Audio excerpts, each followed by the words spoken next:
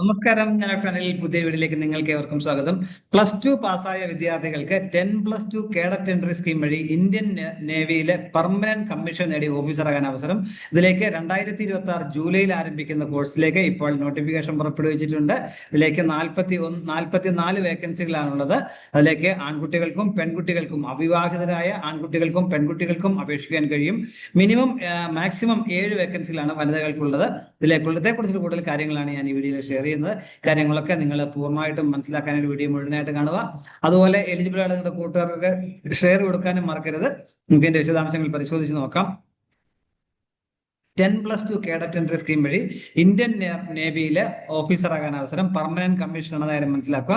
ഇതിലേക്ക് ഓൺലൈനായിട്ട് 2026 ജനുവരി 3 മുതൽ ജനുവരി 19 വരെയാണ് അപേക്ഷിക്കാൻ കഴിയുക. ആകെ 44 ഒഴിവുകളാണ് നിലവിലുള്ളത്. എക്സിക്യൂട്ടീവ് ആൻഡ് ടെക്നിക്കൽ ബ്രാഞ്ചിലേക്കാണ്. അതിലേക്ക് ആൺകുട്ടികൾക്കും പെൺകുട്ടികൾക്കും അപേക്ഷിക്കാനായിട്ട് കഴിയും.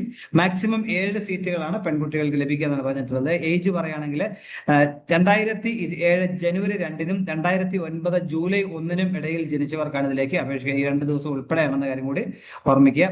ഇതിലേക്ക് അപേക്ഷിക്കുന്ന ഒരു ആപ്ലിക്കേഷൻ മാത്രം സമർപ്പിച്ചാൽ മതി എന്നാണ് പറഞ്ഞിട്ടുള്ളത്. മൾട്ടിപ്പിൾ ആപ്ലിക്കേഷൻ സമർപ്പിക്കേണ്ട ആവശ്യമില്ല.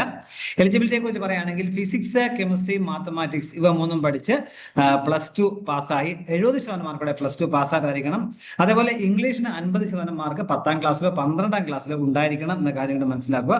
അതോടൊപ്പം 2025 JEE മെയിൻ പരീക്ഷ എഴുതിയവരായിരിക്കണം. അങ്ങനെയുള്ളവർക്കാണ് ഇതിലേക്ക് അപേക്ഷിക്കാൻ കഴിയുന്ന കാര്യം കൂടി മനസ്സിലാക്കുക.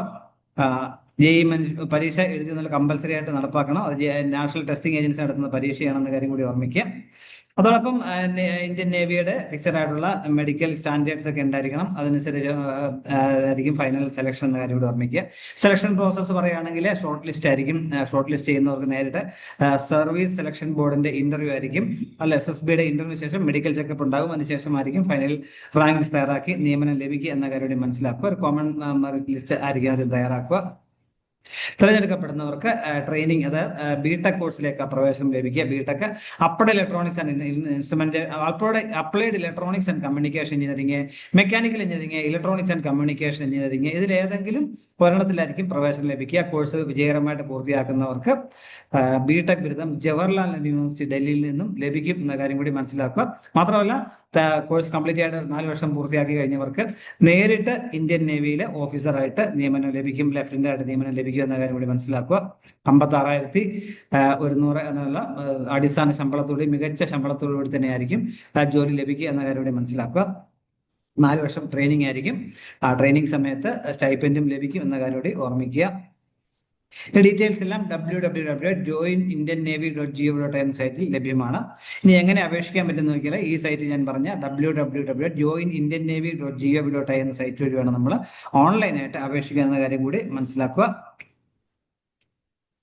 ഇതിലേക്ക് അപേക്ഷിക്കേണ്ട അവസാന തീയതി 2026 ജനുവരി 19 എന്ന കാര്യം മനസ്സിലാക്കുക. അപ്പം 70% മാർക്കോടെ ഫിസിക്സ്, കെമിസ്ട്രി, മാത്തമാറ്റിക്സ് പഠിച്ച് +2 പാസ്സാവുകയും JEE മെയിൻ 2025 പരീക്ഷ എഴുതുകയും ചെയ്തവർക്കാണ് ഇതിലേക്ക് അപേക്ഷിക്കാൻ കഴിയുക.